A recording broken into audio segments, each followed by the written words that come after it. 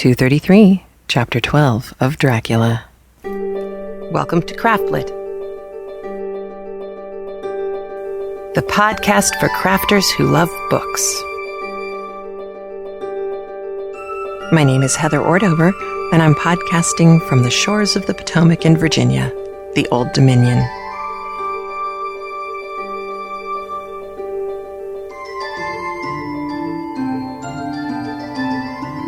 Episode 233, Stuffed.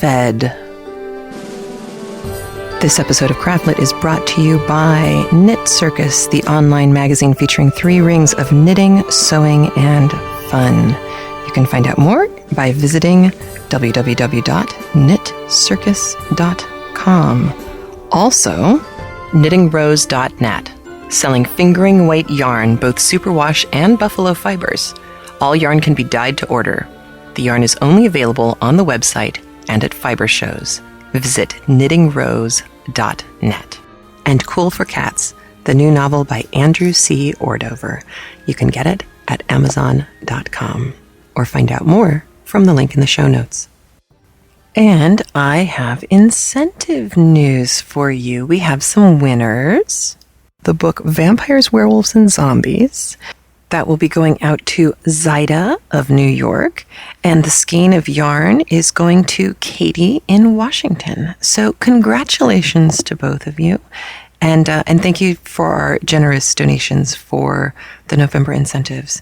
I wanted to thank Margaret Rubiano for the fantastic books and such interesting books that her publishing company puts out. You should take a look. You know, when you're checking out at Barnes & Noble, the stuff from Peter Popper Press. You should take a look at them, because now you know it's like, 1 degree of separation, or 2. Is that 2 degrees of separation from you to really cool publishing stuff? I love that. And I also wanted to thank Amy Tiskovich for the gorgeous yarn, which is going to Katie in Washington. So congratulations to all of you. We have some more incentive goodness for you for the month of December, as though anybody needed more stuff. December just seems like that kind of month right now. And thus, the podcast title, Stuffed. So this month, for the month of December, our incentive comes from Julie Temaseva in the UK, who is graciously going to give the incentive winner a copy of her Sade, S-A-D-E. I'm not sure which way you pronounce it, Julie. Hat pattern and matching mitten pattern. You can see these on her Ravelry store. She will be giving a copy of both of those patterns to the incentive winner from the month of December. So if you donate to the podcast during the month of December, you will be put into the running for your very own copy of these 2 lovely patterns. So thank you so much, Julie. Julie, who will be a designer in the new Madame Defarge book. So you get a little preview of the quality of gorgeousness that will be coming to you from What Would Madame Defarge Knit, Volume 2. So I have lots of little interesting tidbits that have accumulated over the Thanksgiving holiday. And where to begin? I'm looking at I'm not joking you, piles of informational papers here. I guess the first thing that I wanted to let you know about is there is a new button on the sidebar of the CraftLit site. And I am extremely excited about this. And I think I even have another exciting announcement for you next week. I'm waiting for one piece of confirmation before I tell you about that one. But this first one is terribly exciting. There is an application that you can get for an iPhone and Android, a BlackBerry or a Palm, called Stitcher. Stitcher Radio. It is smart radio. It streams, it downloads. It is now carrying CraftLit. They came to me, they asked me to put CraftLit on Stitcher Radio because of you. Enough of you actually emailed and asked Stitcher, why isn't CraftLit here? That they came to me. So CraftLit has been added. So we're now sitting there with Grammar Girl and This American Life and all these NPR shows, and I am over the moon with excitement. So there is a link in the sidebar in the show notes. That's a little black box that says Stitcher Radio or Stitcher on it. Click on that. It'll tell you how to get the app for any smartphone out there. iPhone, Android, BlackBerry, or Palm. And it's free. Free, I tell you. They have a little CraftLit code that you will have to enter. The code is very difficult to remember. Here, I'll help you. It is CraftLit. How cool is that? So you go to a landing page. It tells you how to download the app. You open the app on your smartphone. You punch in CraftLit, and then they know why you came to Stitcher, and they continue to carry the show. So it kind of matters. I have now the CraftLit app on my iPhone, but I also have Stitcher because I can access a lot of other things on Stitcher Radio as well. Now, Stitcher is a little different than the iPhone app. The iPhone app that is put out by the people who actually carry the feed for CraftLit, the Stitcher Radio won't get any of the extras that occasionally come out with the feed on the CraftLit app itself. But this is a way that you can easily and seamlessly listen to the show while you're on the go without having to download and sync and hassle and this, that, and the other thing. So thank you to those of you who requested it. And I am so excited to be able to share this news with you because I know that's going to make it a lot easier for some of you to be able to listen wherever you are. Wherever you are bored. That's what I was about to say. Wherever you're really bored and you think, gosh, I wish I could do something. Oh, well, I guess I could listen to CraftLit. See, now you'll be able to. How cool is that? Oh, and there was this other thing. The Stitcher people sent me all this information about them, and it's really, really cool. But I wanted to make sure you knew that Stitcher Radio is available on some cars now. As part of their dashboard system, GM cars and Ford cars, if you have a new one, you might be able to get Stitcher on there and listen to CraftLit on your radio. It's also available on the Sonos systems, Sonos. I have no idea. There are 5,000 shows currently running on Stitcher, and there is a thing called a recommendations feature, which like Amazon does, when you log in and it says, hey, Heather, or put your name here. Have you thought about these books? Okay, so that was pretty nifty. Other nifty news. If you do not get the Sunday New York Times, well, first off, you should be getting the Sunday New York Times. But if you don't get the Sunday New York Times, you missed 2 audiobook articles on this last weekend. And I'm stunned. I'm stunned because they don't mention us. No, I'm very hopeful about this. One of the articles was written by James Parker. It's called The Mind's Ear. It's on page 10 of the book review, and it's talking about how important the performances are when listening to an audiobook, something that I think we have all found to be true while listening to Dracula. Just the quality of the readers this time through, and even with the Woman in White, the quality of the readers really has, I think, added a lot, and it's made me want to, and then want to figure out how to go back and replace some of the older audio. Back in, it's kind of like looking back now, it's like the dark days of LibriVox before there were options. I mean, when we listened to Pride and Prejudice 5.5 years ago, that was the only version that was out there. And I didn't feel comfortable enough as a reader at that point to have taken over. And now there are more choices. But some of the books there are not choices for. And now that we're getting kind of a stable of readers, soon a team of readers, perhaps that's something I'll be able to pull off and be able to go back and replace, because it's certainly true. And poor Aaron Ziegler this week is doing yeoman service. He has 3 separate voices that he has to read, and he does the marvelous, 4 separate voices that he has to read, which he does marvelously at. And so that was one interesting thing. But then there's an article that I think you will all appreciate, and I think I can link to this one. Sometimes the New York Times gets kind of fniffy about how you link. This is the Sunday, November 27th book review, and the article name is Wired for Sound. What do our preferred approaches to reading say about us? And it's an article by John Schwartz, and I'm just going to read you his first paragraph and tell me that you haven't been in this situation before. He says, I've gotten used to the look. When I talked with one friend or another about books we've both read, I often have to admit that I read the particular work in audio form. Although I'm not especially perceptive, it's pretty easy to translate my interlocutor's expression. It's a blend of surprise, condescension, and an unmistakable dash of, that's cheating. Right? We've all had this before. I know there are some people out there, some very twisted and messed up people who do not like having people read books to them. I'm not entirely sure what happened to them in their childhood, but clearly something really damaging must have gone on for them not to like being read to. I don't understand it. They're probably dangerous people. I'm really not sure what's wrong. But there was a conversation on Goodreads about this, knitting and listening to audiobooks. Is it cheating?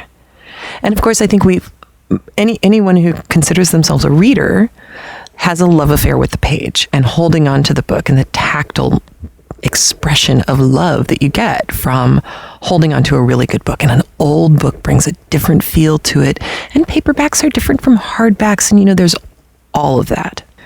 But I think that those of us who like listening to stories are people who don't just have a love affair with books, but we have a love affair with story. We like a good story. We carry in our genes, somewhere in our DNA, a love of long ago having sat around a campfire and listened to the shaman of the village tell us the history of our people or whatever, that there's something in us that likes a good story well told.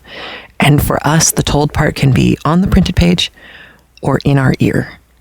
And it just made me so happy to see someone defending the listening part of a good story. So I thought I'd let you know about that. I also wanted to let you know that in the Washington Post, see, my husband finds all this stuff for me.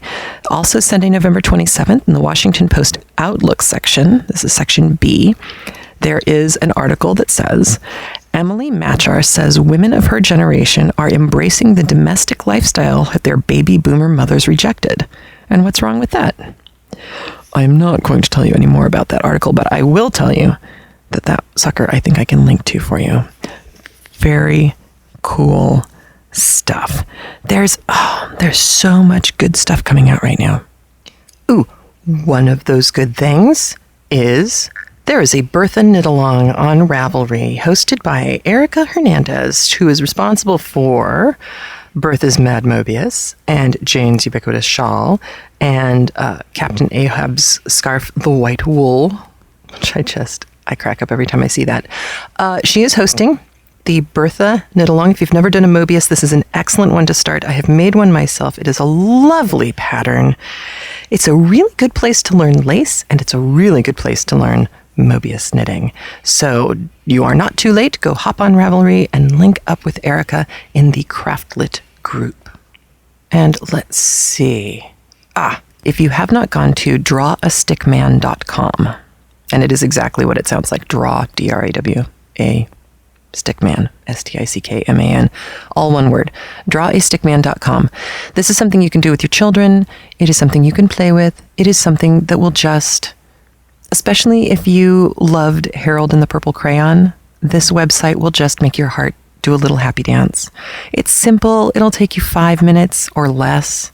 And it's just sweet.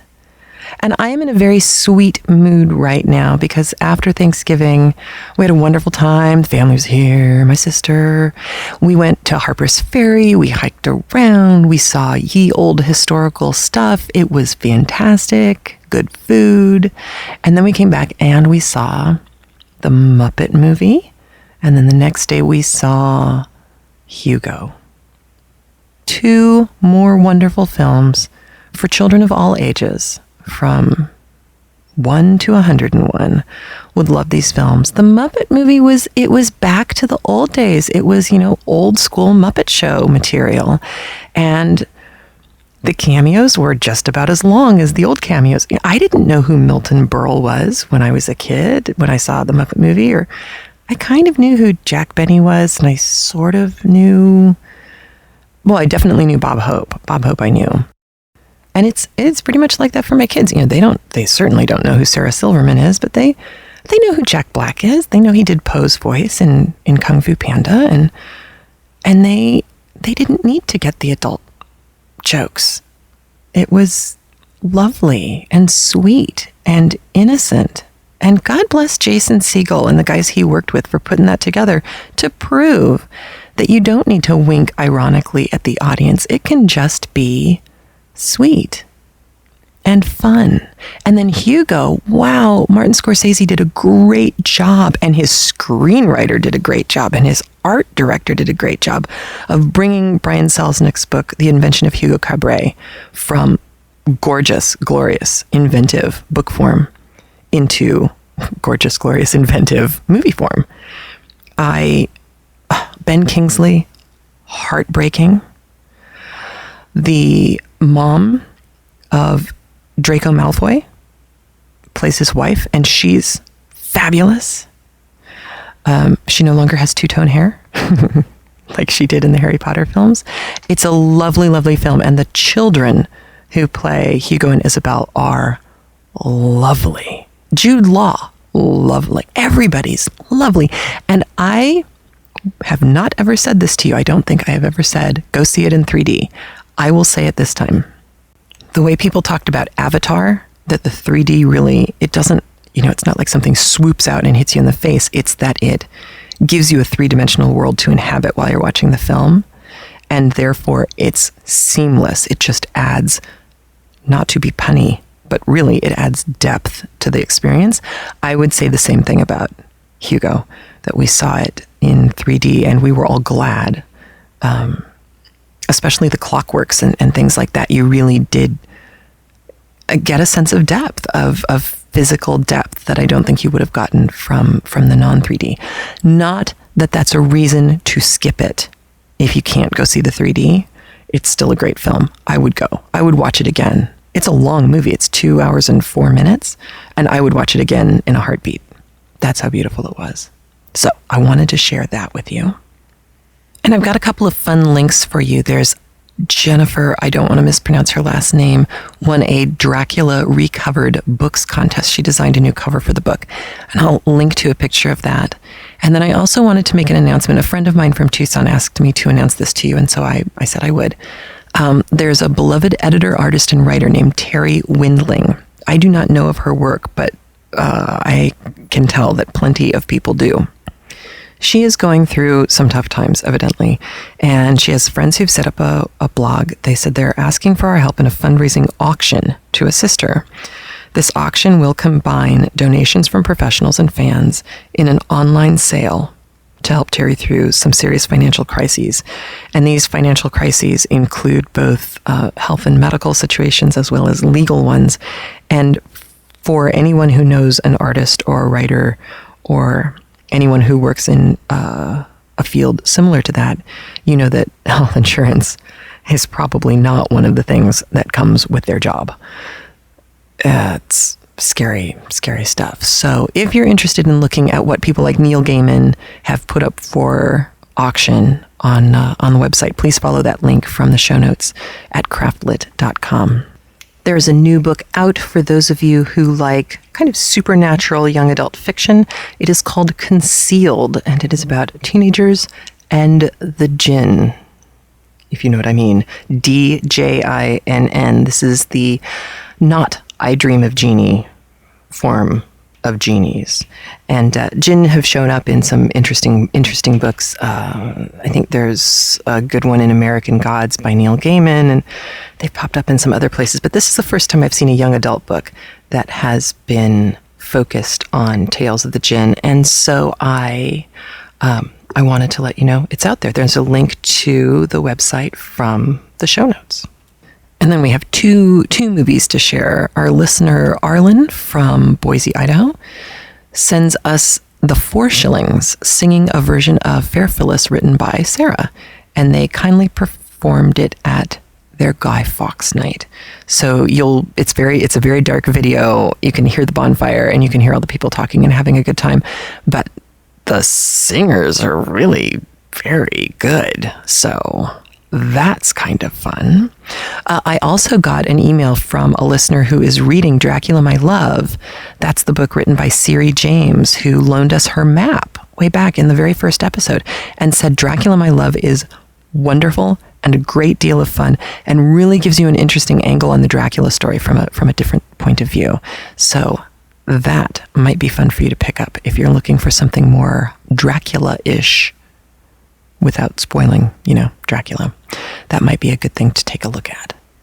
Oh, and the other video is one that my son did. He made a CraftLit Dracula advertisement on a little simple, funky animation program that he found called Pivot. If you have a kid who is interested in animation at all, or if they have a DSi and they play flip notes, this would be the next logical step. It's a free downloadable program called Pivot, Pivot, and it's really quite extraordinary. And I think you'll be seeing more from Thing One over the next couple of months. He's actually getting very creative, so we'll see what he comes up with, and I will share that with you when it's good. I am trying to get another Doofus Del Fuego out of these two kids, and they keep talking about it, but they haven't got their script together yet, so they're not recording. But enough of that. Now it's time for Dracula. This week on As the Blood Flows... That's what it's starting to feel like. All right, I have some emails to read to you. First, I got an email from Karen, who is one of our listeners who has never read the book, hasn't seen a movie, hasn't watched any TV shows, knows nothing. And she was writing back on the bridegroom comment that we got from a previous listener. And she said, the first thing that has come to my mind for me is, and she said she doesn't know the story, so maybe in the context of the whole book, this isn't right, but as she was in that moment, episode 231, she says, is that if I assume that Renfield has some form of contact with Dracula and is treated as a pet, or possibly a kindred spirit, he might have some inherent or explicit understanding or information about Dracula's plans. And then I start to think that the three women that Dracula has in the castle, and who presumably moved with him, are bridesmaids, but that Lucy is the real bride. Right now, I'm not sure if you mentioned that in an earlier podcast. That's what she gets for doing lab work while she's listening. So those of you who multitask are not alone. But she said somebody who's not versed in the Bible, that connection makes a lot more sense after the fly, spider, cat, creepy thing theory. But she also raised a question, and this is one that has intrigued me as well. Seward was a suitor of Lucy, and Van Helsing, who's an older man, is still a stranger and a foreigner. How would people have viewed a man, even a doctor, sitting up with an unmarried young woman, especially a pretty one who's engaged to someone else? It is an interesting question about propriety. And of course, Lucy's mom is very ill, so she's not really paying a whole lot of attention to anyone except herself. But it was something that struck me while I was reading the book, that, wow, well, they got some free rein there, didn't they? We're lucky that they were good, ethical men. But I don't know if that struck any of you as well. You can certainly put comments in the show notes comments section if you want to share your reaction to it. Julie of Forgotten Classics podcast, she also had some comments about the blood issue. So I'm going to read you her email. And I'm going to put the caveat at the beginning that Julie and I had an email conversation that went beyond this. So there was more to it than this, but this is at least the beginning of our conversation, which should spark some conversing for you as well. The same way that I've been trying to be very careful about sticking to just the text and not bringing in, I said before, feminist theory or Marxist theory or any kind of literary theory that isn't just straight up, here's where they were at the time, here's what's going into it. Because the Bible would definitely be something that Stoker had an awareness of and knew well. And it makes a lot of sense to bring in biblical imagery when you're analyzing what the writer was trying to achieve. He would have expected his readers to know their Bible pretty well. So, Julie wrote, just getting back to Dracula, and I hope you'll pardon me if I object to your bodily fluids concept altogether. There's a wealth of Christian imagery throughout, some of which you noted and some of which was noted in the bridegroom and bride parallels by your listener. Dracula is not known to be scrupulous about who he sips from. We can't go only allowing bodily fluids from Lucy and disregarding the rest. I think Stoker would more likely have been making another contrast which goes to the Antichrist image. Christ gave his life for his sheep. He told them to drink his blood and eat his body to receive everlasting life, immortality. The men who are trying to save Lucy are following in those footsteps, giving up their lifeblood for Lucy out of pure love for her. Dracula, on the other hand, sacrifices his sheep, drinking their blood in order to preserve his own immortality. Yes, there's something of a sexual element in some reported encounters. Think again of the bridegroom and bride imagery that has, which is that of Christ and his church. Dracula and the vampires pervert it by doing exactly the opposite of Christ, and marriage and sex, of course, go together. So, I think that is an interesting thing to keep in mind. The perversion of the Christ saving the sheep and Dracula sacrificing the sheep. I think that's a good thing to keep in mind, because one of the things that becomes a discussion in all of the lit crit that I've read about Dracula is the why Lucy. Why Lucy? Why these people? Why? There's some stuff that happens in this chapter that you're going to go, well, that was convenient. And then some part of your brain might kick in and go, oh, wait a minute.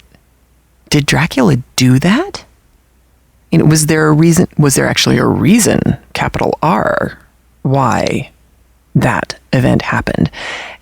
And I don't know why it is so much so with this book. Perhaps, well, actually, I do have an idea.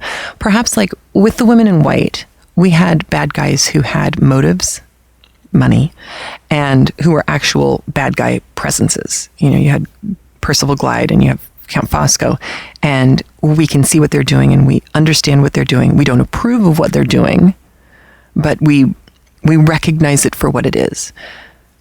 Dracula, being supernatural and not having much of a backstory, we aren't entirely sure what his motives are, aside from, survival, which is a good one.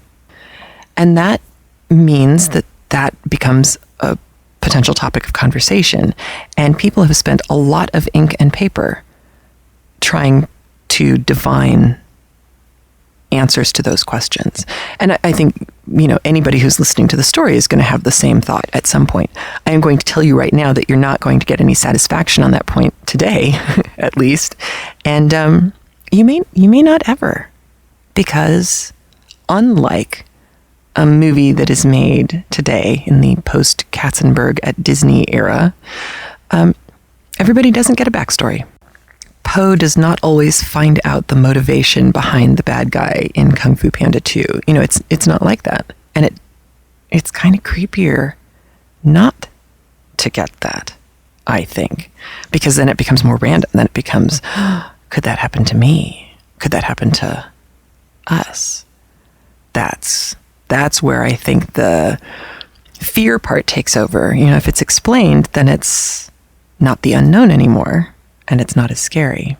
However, one scary thing that is very real is the email that I got from our friend, whose name you may remember from Tea Times Creations. She made those gorgeous little vintage china candy stands and teacup stands. Marcelli Botticelli wrote to me and said, and she told me I could read this to you. She said, it was pretty chilling to listen to the description about Lucy as she struggles for her life. The 3 times I read Dracula before, I could not really relate to the lack of blood thing. This time, the déjà vu feeling was pretty uncomfortable. In 2009, I had internal bleeding, and they removed over 2.5 liters of blood from her abdomen. You remember the human body holds about 5 liters? She didn't have a whole lot left, is what it comes down to. They had to leave some of the blood in hopes that my body would reabsorb it because they were concerned about removing all of it and worsen the trauma. Since I'm pretty small, apparently, I have about 4 liters of blood total in my body, so I lost close to 3. I can totally relate to Lucy now, and I can tell that Bram Stoker did not exaggerate in his description. I don't believe her recuperation could have been so quick, though, between one transfusion and another. I had an emergency room blood transfusion, which did help a lot, but it took me a couple of months to fully regain my strength. I remember how much of an effort everything was. Every single step I took demanded so much of me. Expressions like feeling drained or the life went out of me became far too real. All of my family and friends that saw me in the hospital had that look of horror on their faces, and a really good friend actually passed out.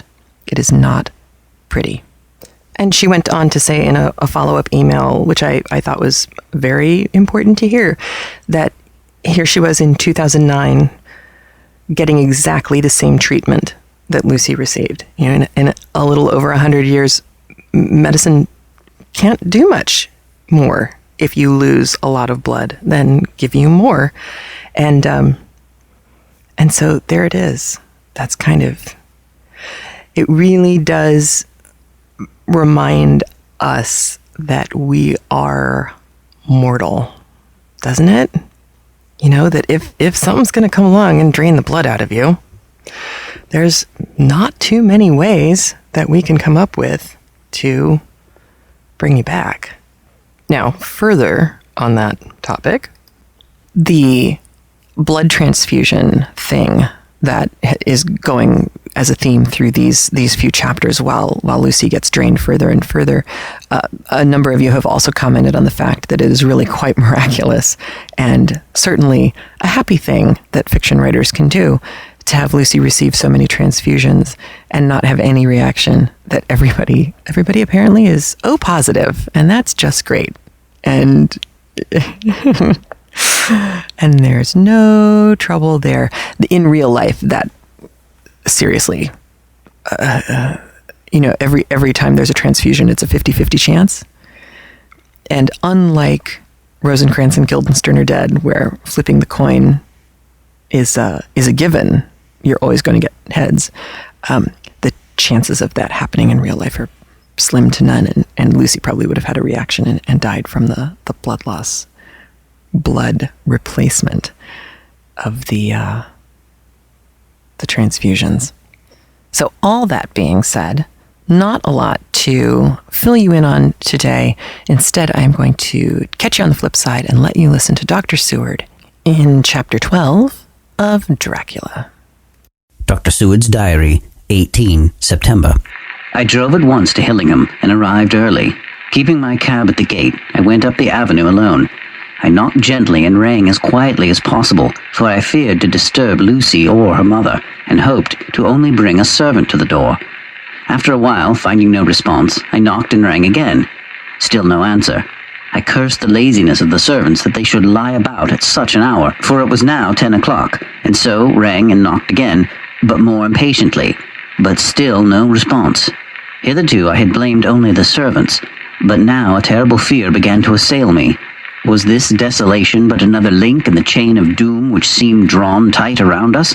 Was it indeed a house of death to which I had come too late?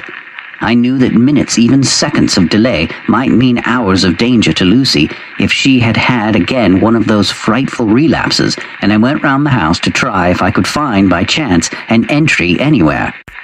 I could find no means of ingress. Every window and door was fastened and locked, and I returned baffled to the porch. As I did so, I heard the rapid pit-pat of a swiftly driven horse's feet. They stopped at the gate, and a few seconds later I met Van Helsing running up the avenue. When he saw me, he gasped out, "Then it was you, and just arrived. How is she? Are we too late? Did you not get my telegram?" I answered as quickly and coherently as I could that I had only got his telegram early in the morning, and had not a minute in coming here, and that I could not make anyone in the house hear me. He paused and raised his hat as he said solemnly, "Then I fear we are too late. God's will be done." With his usual recuperative energy, he went on, Come, if there be no way open to get in, we must make one. Time is all in all to us now. We went round to the back of the house, where there was a kitchen window. The professor took a small surgical saw from his case, and handing it to me, pointed to the iron bars which guarded the window. I attacked them at once, and had very soon cut through 3 of them. With a long, thin knife, we pushed back the fastenings of the sashes and opened the window. I helped the professor in and followed him. There was no one in the kitchen or in the servants' rooms, which were close at hand. We tried all the rooms as we went along, and in the dining room, dimly lit by the rays of light through the shutters, found 4 servant women lying on the floor. There was no need to think them dead, for their stertorous breathing and the acrid smell of laudanum in the room left no doubt as to their condition. Van Helsing and I looked at each other, and as we moved away, he said, "We can attend to them later." Then we ascended to Lucy's room. For an instant or two, we paused at the door to listen, but there was no sound that we could hear. With white faces and trembling hands, we opened the door gently and entered the room. How shall I describe what we saw? On the bed lay 2 women, Lucy and her mother. The latter lay farthest in, and she was covered with a white sheet, the edge of which had been blown back by the draught through the broken window, showing the drawn white face with a look of terror fixed upon it. By her side lay Lucy, with face white and still more drawn. The flowers which had been round her neck we found upon her mother's bosom, and her throat was bare, showing the 2 little wounds which we had noticed before, but looking horribly white and mangled. Without a word, the professor bent over the bed, his head almost touching poor Lucy's breast. Then he gave a quick turn of his head, as of one who listens, and leaping to his feet, he cried out to me, "It is not too late. Quick, quick, bring the brandy." I flew downstairs and returned with it, taking care to smell and taste it, lest it too were drugged, like the decanter of sherry which I found on the table. The maids were still breathing, but more restlessly, and I fancied that the narcotic was wearing off. I did not stay to make sure, but returned to Van Helsing. He rubbed the brandy, as on another occasion, on her lips and gums, and on her wrists and the palms of her hands. He said to me, "I can do this, all that can be at the present. You go wake those maids, flick them in the face with a wet towel, and flick them hard. Make them get heat and fire and a warm bath. This poor soul is nearly as cold as that beside her. She will need be heated before we can do anything more." I went at once, and found little difficulty in waking 3 of the women. The 4th was only a young girl, and the drug had evidently affected her more strongly, so I lifted her on the sofa and let her sleep. The others were dazed at first, but as remembrance came back to them, they cried and sobbed in a hysterical manner. I was stern with them, however, and would not let them talk. I told them that one life was bad enough to lose, and if they delayed, they would sacrifice Miss Lucy. So sobbing and crying, they went about their way, half clad as they were, and prepared fire and water. Fortunately, the kitchen and boiler fires were still alive, and there was no lack of hot water. We got a bath and carried Lucy out as she was and placed her in it. Whilst we were busy chafing her limbs, there was a knock at the hall door. One of the maids ran off, hurried on some more clothes, and opened it. Then she returned and whispered to us that there was a gentleman who had come with a message from Mr. Holmwood. I bade her simply tell him that he must wait, for we could see no one now. She went away with the message, and, engrossed with our work, I clean forgot all about him. I never saw in all my experience the professor work in such deadly earnest. I knew, as he knew, that it was a stand-up fight with death, and in a pause told him so. He answered me in a way that I did not understand, but with the sternest look that his face could wear. If that were all, I would stop here where we are, and let her fade away into peace, for I see no light in life over her horizon. He went on with his work with, if possible, renewed and more frenzied vigor. Presently, we both began to be conscious that the heat was beginning to be of some effect. Lucy's heart beat a trifle more audible to the stethoscope, and her lungs had a perceptible movement. Van Helsing's face almost beamed, and as we lifted her from the bath and rolled her in a hot sheet to dry her, he said to me, "The first gain is ours. Check to the king." We took Lucy into another room, which had by now been prepared, and laid her in bed and forced a few drops of brandy down her throat. I noticed that Van Helsing tied a soft silk handkerchief round her throat. She was still unconscious and was quite as bad as, if not worse than, we had ever seen her. Van Helsing called in one of the women and told her to stay with her and not to take her eyes off her till we returned, and then beckoned me out of the room. "We must consult as to what is to be done," he said as we descended the stairs. In the hall, he opened the dining room door, and we passed in, he closing the door carefully behind him. The shutters had been opened, but the blinds were already down, with that obedience to the etiquette of death which the British women of the lower class always rigidly observe. The room was, therefore, dimly dark. It was, however, light enough for our purposes. Van Helsing's sternness was somewhat relieved by a look of perplexity. He was evidently torturing his mind about something, so I waited for an instant, and he spoke. "What are we to do now? Where are we to turn for help?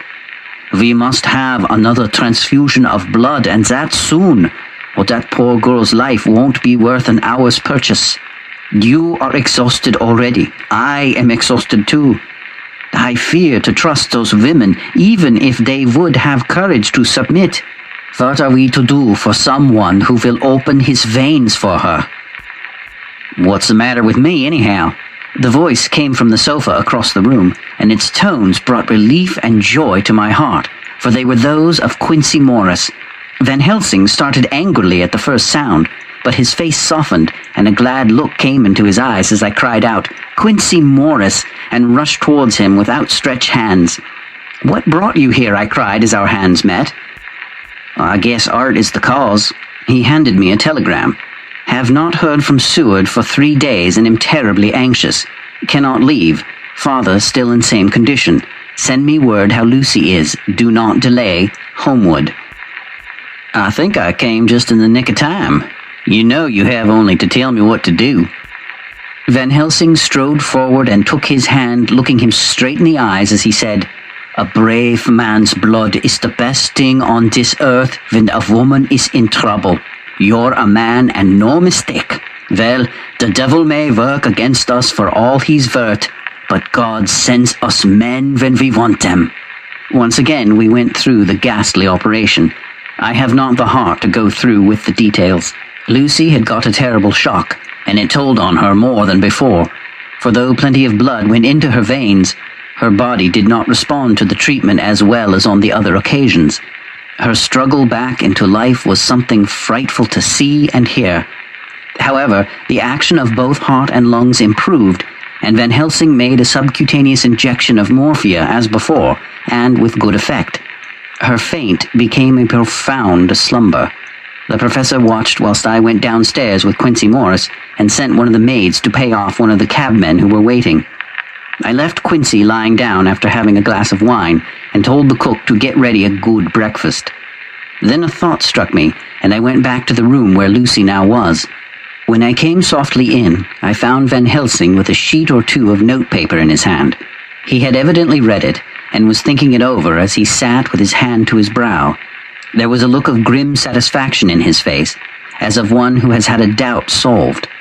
He handed me the paper, saying only, "It dropped from Lucy's breast when we carried her to the bath." When I had read it, I stood looking at the professor, and after a pause asked him, "In God's name, what does it all mean? Was she, or is she mad, or what sort of horrible danger is it?" I was so bewildered that I did not know what to say more. Van Helsing put out his hand and took the paper, saying, "Do not trouble about it now. Forget it for the present. You shall know and understand it all in good time, but it will be later. And now, what is it that you came to me to say?" This brought me back to fact, and I was all myself again. "I came to speak about the certificate of death. If we do not act properly and wisely, there may be an inquest, and that paper would have to be produced. I am in hopes that we need have no inquest, for if we had, it would surely kill poor Lucy if nothing else did.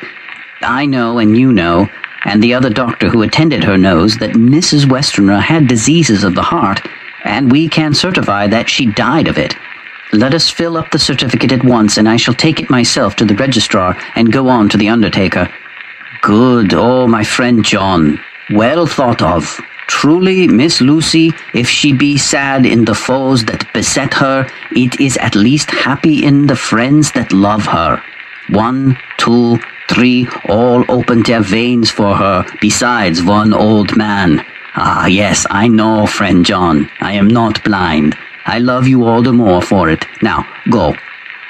In the hall, I met Quincy Morris with a telegram for Arthur telling him that Mrs. Westenra was dead, and that Lucy also had been ill, and was now going on better, and that Van Helsing and I were with her. I told him where I was going, and he hurried me out, but as I was going said, "When you come back, Jack, may I have 2 words with you, all to ourselves?" I nodded in reply and went out. I found no difficulty about the registration, and arranged with the local undertaker to come up in the evening to measure for the coffin and to make arrangements. When I got back, Quincy was waiting for me. I told him I would see him as soon as I knew about Lucy, and went up to her room. She was still sleeping, and the professor seemingly had not moved from his seat at her side. From his putting his finger to his lips, I gathered that he expected her to wake before long and was afraid of forestalling nature. So I went down to Quincy and took him into the breakfast room where the blinds were not drawn down, and which was a little more cheerful, or rather less cheerless, than the other rooms. When we were alone, he said to me, "Jack Seward, I don't want to shove myself anywhere where I've no right to be, but this is no ordinary case. You know I love that girl and wanted to marry her. But although that's all past and gone, I can't help feeling anxious about her all the same. What is it that's wrong with her? The Dutchman, and a fine old fellow he is, I can see that, said that time you 2 came into the room that you must have another transfusion of blood, and that both you and he were exhausted. Now I know well that you medical men speak in camera, and that a man must not expect to know what they consult about in private. But this is no common matter, and whatever it is, I have done my part. Is not that so?" "That's so," I said, and he went on. "I take it that both you and Van Helsing had done already what I did today. Is not that so?" "That's so. And I guess Art was in it too. When I saw him 4 days ago down at his own place, he looked queer. I have not seen anything pulled down so quick since I was on the Pampas and had a mare that I was fond of go to grass all in a night. One of those big bats that they call vampires had got at her in the night, and what with his gorge and the vein left open, there wasn't enough blood in her to let her stand up, and I had to put a bullet through her as she lay. Jack, if you may tell me without betraying confidence, Arthur was the first, is not that so?" As he spoke, the poor fellow looked terribly anxious. He was in a torture of suspense regarding the woman he loved, and his utter ignorance of the terrible mystery which seemed to surround her intensified his pain. His very heart was bleeding, and it took all the manhood of him, and there was a royal lot of it too, to keep him from breaking down. I paused before answering, for I felt that I must not betray anything which the professor wished kept secret, but already he knew so much and guessed so much that there could be no reason for not answering, so I answered in the same phrase, "That's so. And how long has this been going on?" "About 10 days. 10 days? Then I guess, Jack Seward, that poor pretty creature that we all love has had put into her veins within that time the blood of 4 strong men. Man alive, her whole body wouldn't hold it." Then, coming close to me, he spoke in a fierce half-whisper. "What took it out?" I shook my head. "That," I said, "is the crux. Van Helsing is simply fanatic about it, and I am at my wit's end. I can't even hazard a guess. There has been a series of little circumstances which have thrown out all our calculations as to Lucy's being properly watched. But these shall not occur again.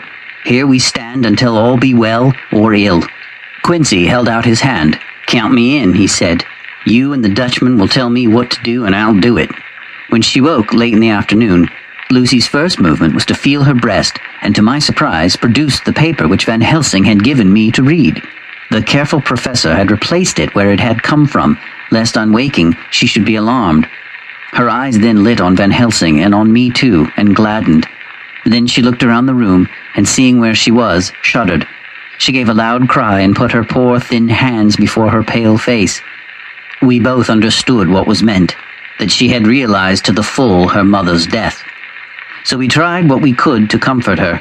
Doubtless sympathy eased her somewhat, but she was very low in thought and spirit and wept silently and weakly for a long time. We told her that either or both of us would now remain with her all the time, and that seemed to comfort her. Towards dusk, she fell into a doze. Here a very odd thing occurred. Whilst still asleep, she took the paper from her breast and tore it in two. Van Helsing stepped over and took the pieces from her. All the same, however, she went on with the action of tearing as though the material were still in her hands. Finally, she lifted her hands and opened them as though scattering the fragments. Van Helsing seemed surprised, and his brows gathered as if in thought, but he said nothing. 19 September. All last night she slept fitfully, being always afraid to sleep, and something weaker when she woke from it. The professor and I took in turns to watch, and we never left her for a moment unattended. Quincy Morris said nothing about his intention, but I knew that all night long he patrolled round and round the house. When the day came, its searching light showed the ravages in poor Lucy's strength. She was hardly able to turn her head, and the little nourishment which she could take seemed to do her no good. At times she slept, and both Van Helsing and I noticed the difference in her between sleeping and waking. Whilst asleep, she looked stronger, although more haggard, and her breathing was softer. Her open mouth showed the pale gums drawn back from the teeth, which looked positively longer and sharper than usual. When she woke, the softness of her eyes evidently changed the expression, for she looked her own self, although a dying one. In the afternoon, she asked for Arthur, and we telegraphed for him. Quincy went off to meet him at the station. When he arrived, it was nearly 6 o'clock, and the sun was setting full and warm, and the red light streamed in through the window and gave more color to the pale cheeks. When he saw her, Arthur was simply choked with emotion, and none of us could speak. In the hours that had passed, the fits of sleep, or the comatose conditions that passed for it, had grown more frequent, so that the pauses when conversation was possible were shorter. Arthur's presence, however, seemed to act as a stimulant. She rallied a little, and spoke to him more brightly than she had done since we arrived. He too pulled himself together, and spoke as cheerily as he could, so that the best was made of everything. It is now nearly 1 o'clock, and he and Van Helsing are sitting with her. I am to relieve them in a quarter of an hour, and I am entering this on Lucy's phonograph. Until 6 o'clock they are to try to rest. I fear that tomorrow will end our watching, for the shock has been too great. The poor child cannot rally. God help us all. Letter from Mina Harker to Lucy Westenra, unopened by her. 17th September. My dearest Lucy, it seems an age since I heard from you, or indeed since I wrote. You will pardon me, I know, for all my faults when you have read all my budget of news. Well, I got my husband back all right. When we arrived at Exeter there was a carriage waiting for us, and in it, though he had an attack of gout, Mr. Hawkins. He took us to his house, where there were rooms for us all nice and comfortable, and we dined together. After dinner Mr. Hawkins said, "My dears, I want to drink your health and prosperity, and may every blessing attend you both. I know you both from children, and have, with love and pride, seen you grow up. Now I want you to make your home here with me. I have left to me neither chick nor child. All are gone, and in my will I have left you everything." I cried, Lucy dear, as Jonathan and the old man clasped hands. Our evening was a very, very happy one. So here we are, installed in this beautiful old house, and from both my bedroom and the drawing-room I can see the great elms of the cathedral close, with their great black stems standing out against the old yellow stone of the cathedral, and I can hear the rooks overhead cawing and chattering and gossiping all day, after the manner of rooks and humans. I am busy, I need not tell you, arranging things and housekeeping. Jonathan and Mr. Hawkins are busy all day, for now that Jonathan is a partner, Mr. Hawkins wants to tell him all about the clients. How is your dear mother getting on? I wish I could run up to town for a day or two to see you, dear, but I dare not go yet with so much on my shoulders, and Jonathan wants looking after still. He is beginning to put some flesh on his bones again, but he was terribly weakened by the long illness. Even now he sometimes starts out of his sleep in a sudden way, and awakes all trembling until I can coax him back to his usual placidity. However, thank God, these occasions grow less frequent as the days go on, and they will in time pass away altogether, I trust. And now I have told you my news, let me ask yours. When are you to be married, and where, and who is to perform the ceremony, and what are you to wear, and is it to be a public or private wedding? Tell me all about it, dear, tell me all about everything, for there is nothing which interests you which will not be dear to me. Jonathan asked me to send his respectful duty, but I do not think that is good enough from the junior partner of the important firm Hawkins and Harker. And so, as you love me, and he loves me, and I love you with all the moods and tenses of the verb, I send you simply his love instead. Goodbye, my dearest Lucy, and blessings on you. Yours, Mina Harker. Report from Patrick Hennessy, MD, MRC SLK, QCPI, etc., etc., to John Seward, MD, 20th September. My dear sir, in accordance with your wishes, I enclose a report of conditions of everything left in my charge. With regard to patient Renfield, there is more to say. He's had another outbreak which might have had a dreadful ending, but which, as it fortunately happened, was unattended with any unhappy results. This afternoon a carrier's cart with 2 men made a call at the empty house, whose grounds are but an hour's, the house to which, you will remember, the patient twice ran away. The men stopped at our gate to ask the porter their way as they were strangers. I was myself looking out of the study window, having a smoke after dinner, and saw one of them come up to the house. As he passed the window of Renfield's room, the patient began to rate him from within, and called him all the foul names he could lay his tongue to.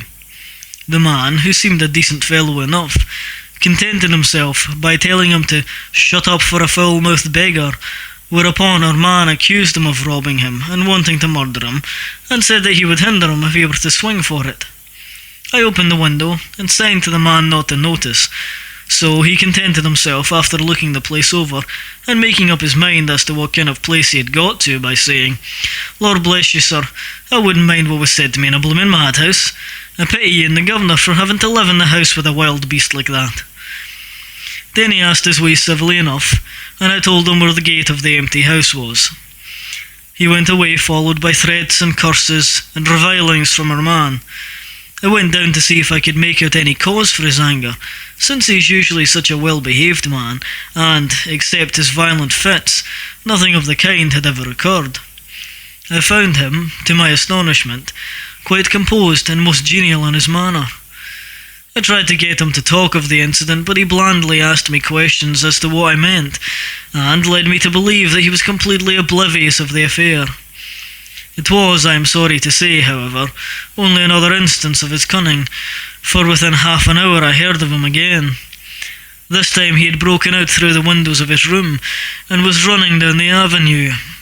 I called to the attendants to follow me, and ran after him, for I feared he was intent on some mischief. My fear was justified when I saw the same cart which had passed before coming down the road, having on it some great wooden boxes. The men were wiping their foreheads and were flushed in the face, as if with violent exercise.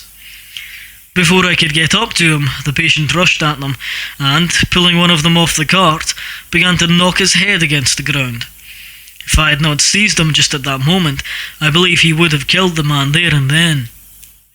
The other fellow jumped down and struck him over the head with the butt end of his heavy whip.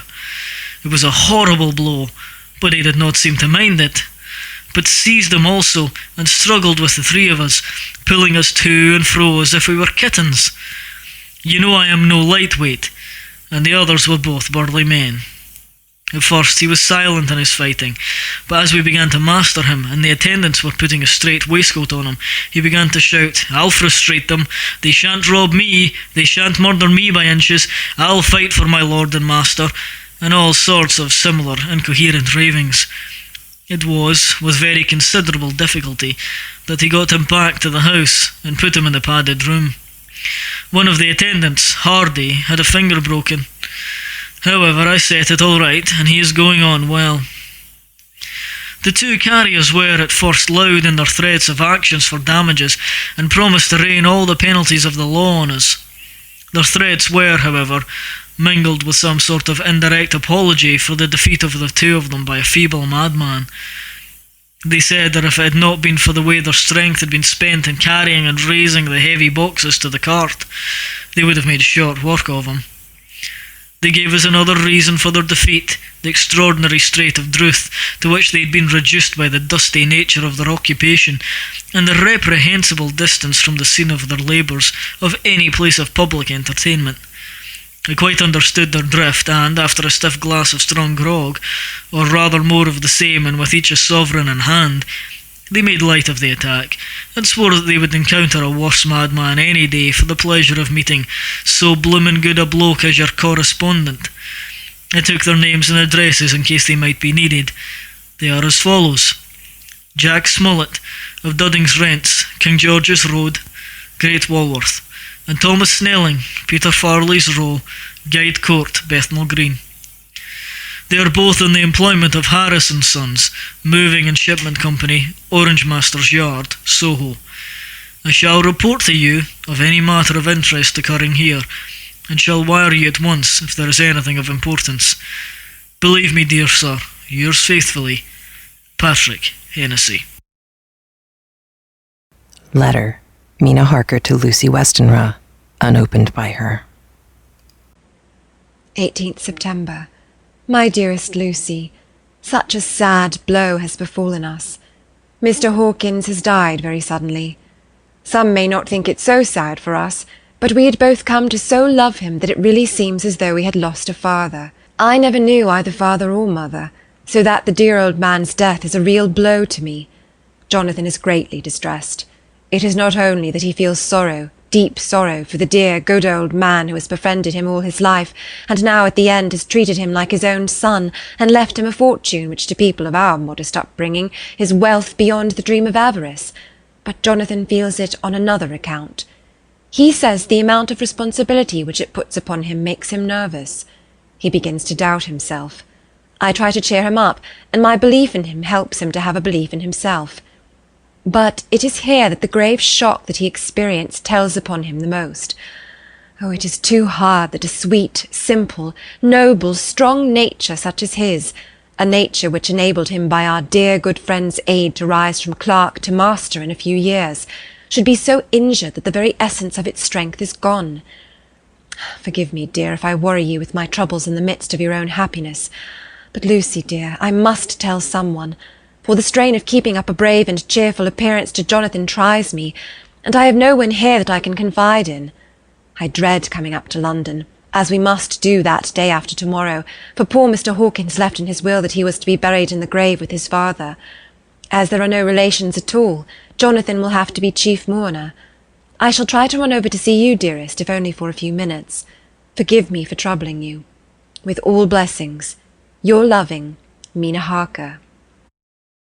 Dr. Seward's Diary, 20 September.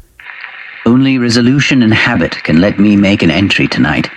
I am too miserable, too low-spirited, too sick of the world and all in it, including life itself, that I would not care if I heard this moment the flapping of the wings of the angel of death, and he has been flapping those grim wings to some purpose of late. Lucy's mother and Arthur's father, and now... Let me get on with my work. I duly relieved Van Helsing in his watch over Lucy. We wanted Arthur to go to rest also, but he refused at first. It was only when I told him that we should want him to help us during the day, and that we must not all break down for want of rest, lest Lucy should suffer, that he agreed to go. Van Helsing was very kind to him. "Come, my child," he said. "Come with me. You are sick and weak, and have had much sorrow and much mental pain, as well as that tax on your strength that we know of. You must not be alone, for to be alone is to be full of fears and alarms. Come to the drawing room, where there is a big fire, and there are 2 sofas. You shall lie on one, and I on the other, and our sympathy will be comfort to each other, even though we do not speak, and even if we sleep." Arthur went off with him, casting back a long look on Lucy's face, which lay in her pillow, almost whiter than the lawn. She lay quite still, and I looked around the room to see that all was as it should be. I could see that the professor had carried out in this room, as in the other, his purpose of using the garlic. The whole of the window sashes reeked with it, and round Lucy's neck, over the silk handkerchief which Van Helsing made her keep on, was a rough chaplet of the same odour as flowers.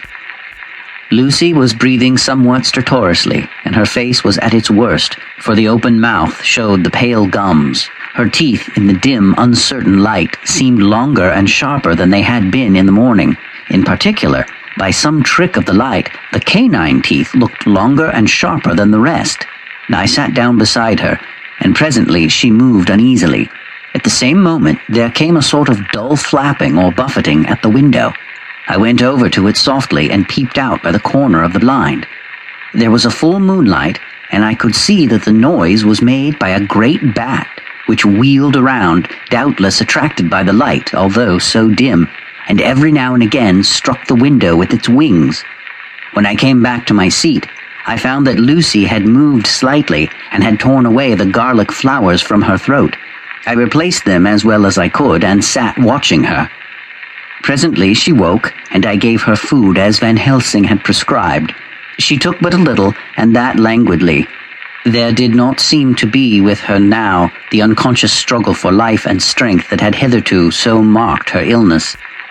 It struck me as curious that the moment she became conscious, she pressed the garlic flowers close to her.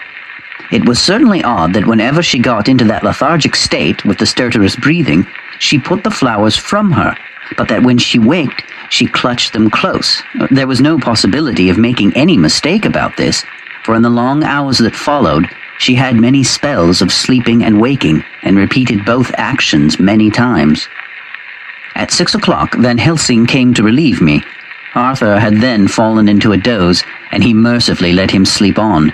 When he saw Lucy's face, I could hear the hissing in-draw of breath, and he said to me in a sharp whisper, "Draw up the blind, I want light." Then he bent down, and with his face almost touching Lucy's, examined her carefully. He removed the flowers and lifted the silk handkerchief from her throat. As he did so, he started back, and I could hear his ejaculation, "Mein Gott!" as it was smothered in his throat. I bent over and looked too, and as I noticed, some queer chill came over me. The wounds on the throat had absolutely disappeared.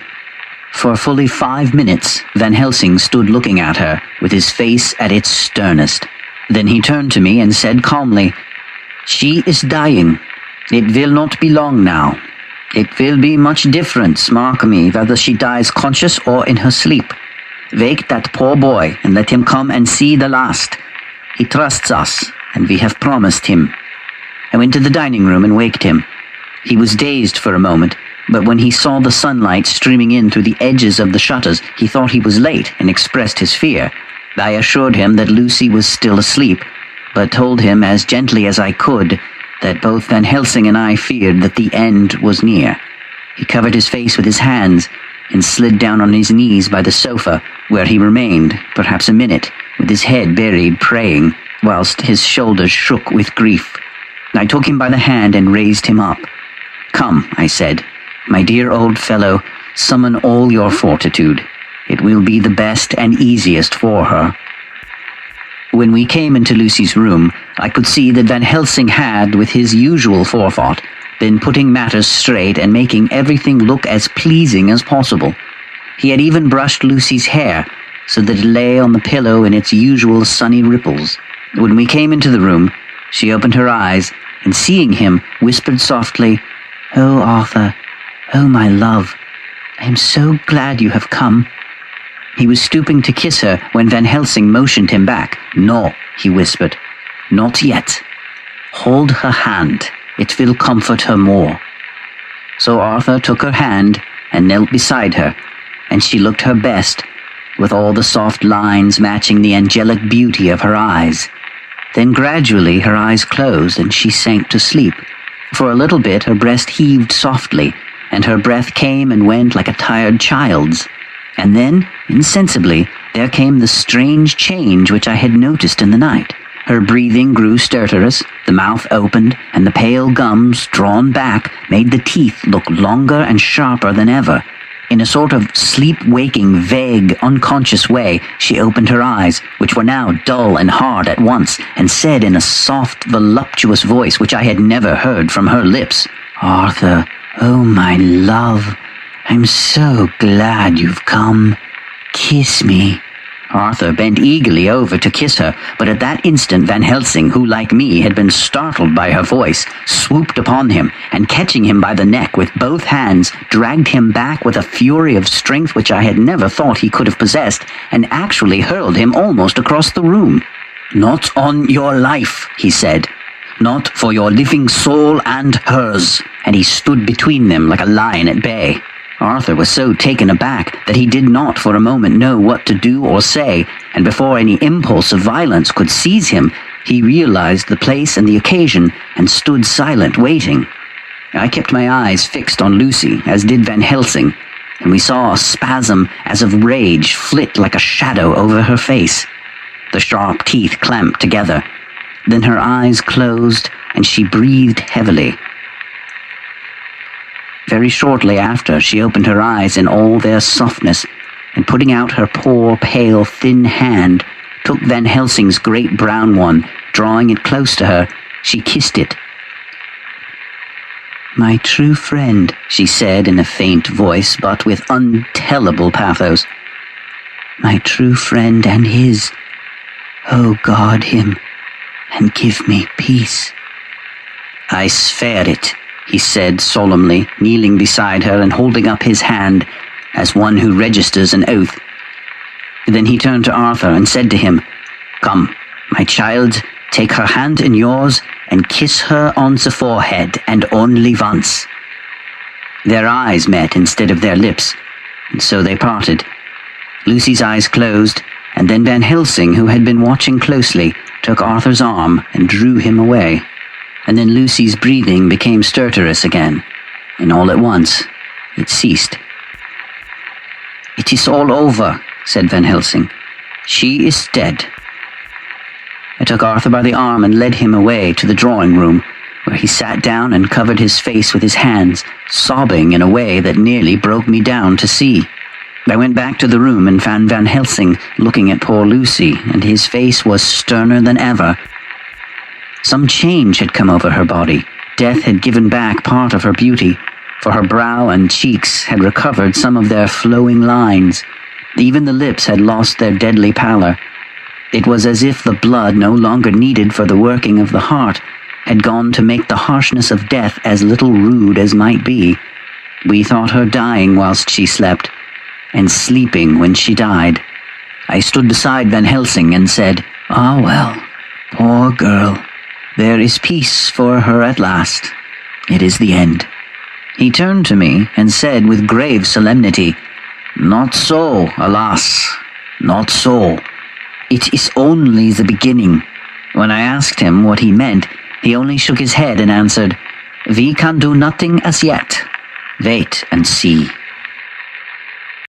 And scene. If this were a screenplay, that would have been the end of the act. Because based on what Seward and Van Helsing just said, well, what Van Helsing just said, everything changes now. It's certainly logical to expect that when someone dies, their life is over, but not in this case. Now, it's interesting because there is some mythology, evidently, that believes that if someone who's been tainted by a vampire dies in the daylight, that they won't become undead. So Van Helsing seems to have been trying to keep Lucy alive until daylight, which he did. But now he has to wait and see if that's actually going to work or not. So some people may have been aware of that mythology, that superstition, when they were reading this book back in the day. But there are a few other things to go over in this chapter. First, yes, everyone agrees it's ridiculous for Van Helsing and Seward to have cut the bars in front of Lucy's window with a surgeon's saw. For one thing, it probably wouldn't have made it through the bars.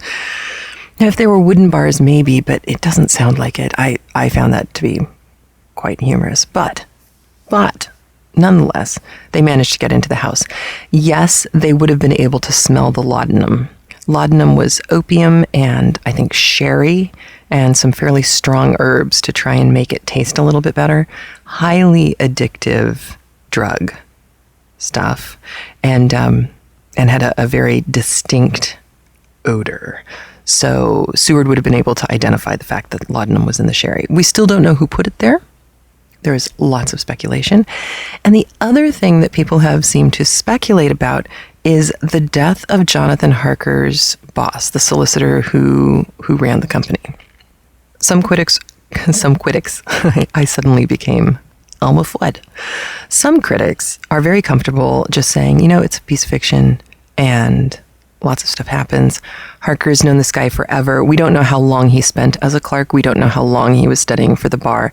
What we see as a meteoric rise to running a law firm could actually have been a very long, slow one. We're just seeing the end point of that hard work.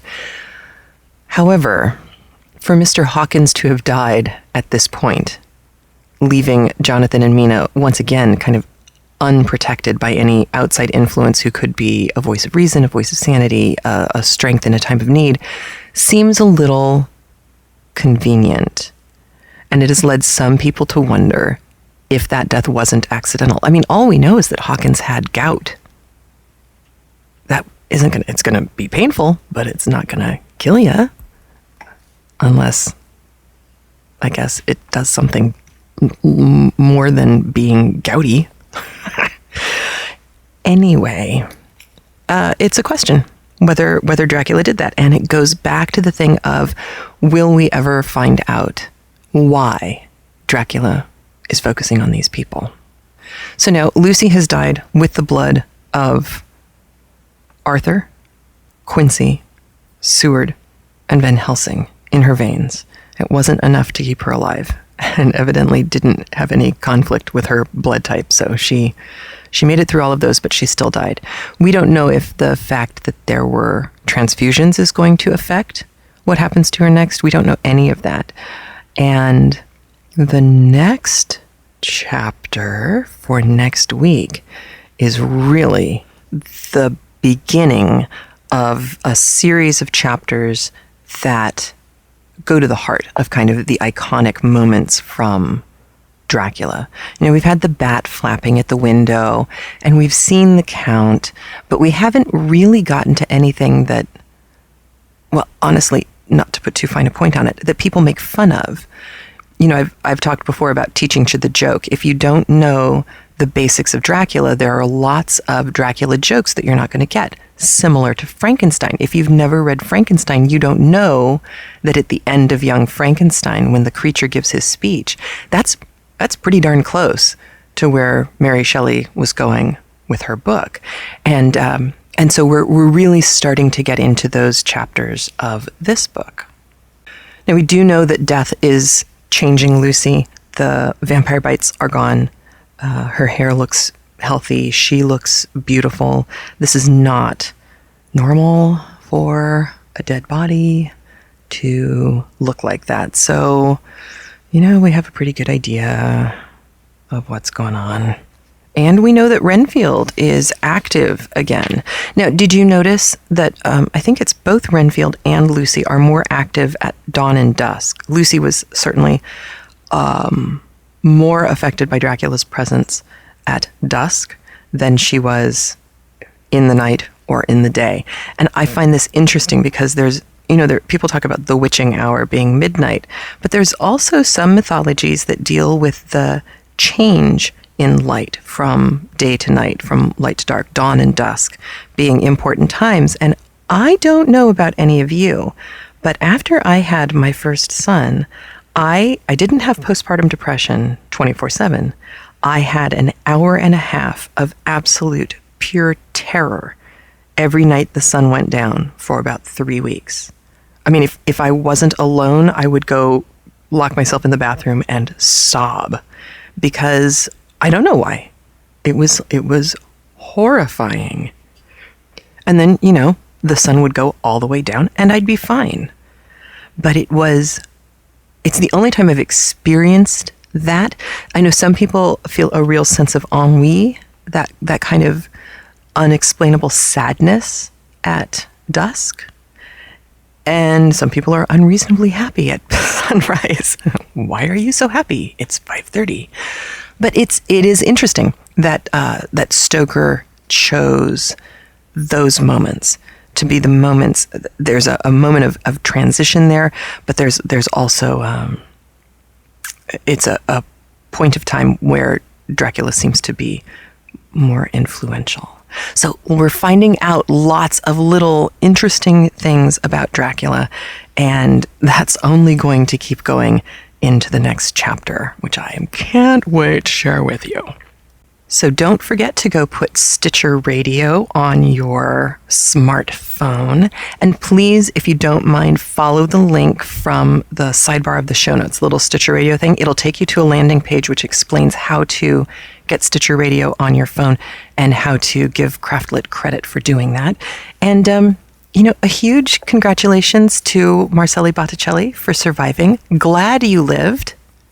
Glad you lived and can now bring us gorgeous China tea sets. And on that note, she will be a vendor for the first time at the Watch City Dickens Christmas Festival. If you're ever anywhere near Charles River in Massachusetts, you will be able to see her. They're doing it on December 10th, 2011. So congratulations, Marcelli, and I hope you have a really successful run. And on a sadder note, I would like to put out a very public thank you to Arlen Andrew Donald, our Scotsman who read Dr. Hennessy.